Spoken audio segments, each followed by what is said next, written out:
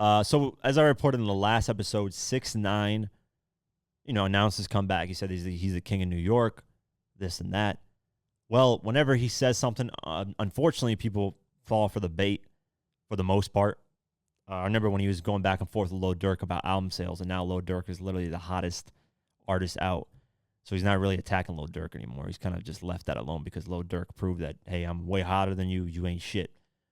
So Durk has proved that, because I remember when 6ix9ine would drop that, when he came back from getting released in 2020 and then dropped that the Nicki Minaj record, went #1 and then sold. I don't know how much he sold, but it wasn't a lot of sales.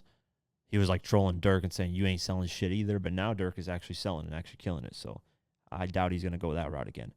But Fivio Foreign seemingly responded to what 6ix9ine said. He said in a tweet, Fivio Foreign said this: 5 billboards in Times Square, top 5 songs in New York on Apple at once, and articles in both Daily News and New York Times.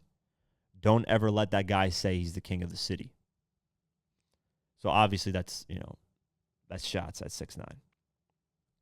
What does 6ix9ine do? He goes one notch lower and tries to antagonize, like kind of piss off Fivio. 6ix9ine responded on Instagram in the comments to the post and said, didn't his best friend just get shot in his head a month ago? He's worried about billboards in Times Square. A bunch of laughing emojis. Now, if you guys don't know, T.Woo, who created the signature Woo Walk, was shot on February 1st in Canarsie near the intersection of East 98th Street and Avenue L, and transported to the Brookdale Hospital where he died.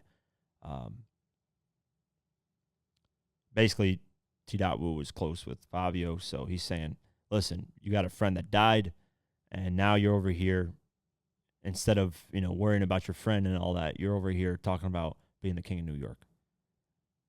See, that's what I mean, is like you feed in, you respond to him essentially. He responds in a lower, way, and that I don't know how Fivio is going to respond to that. Is he going to respond to that? Is he going to ignore it? This is a great way to get 6ix9ine to get buzz again. So I want to respond to 6ix9ine. Let him claim he's the king of New York. What proves that you're the king of New York in today's time, I think, is obviously sales, relevance, all that. I mean, we're not talking all-time king of New York. We're talking king of New York right now. Because I know in my last video I mentioned king of New York, but I'm just talking about right now, today's generation. All time, you could debate that. Me personally, it's 50 Cent. I think he's the GOAT, king of New York. But you know me, I'm a 50 Cent bias person. So I'm honest, though. At least with 50, I'm honest. You guys throw me, hey, 50 this, 50 that. I'm honest, okay? I am honest. His acting is garbage, in my opinion, for the most part. It's not that good.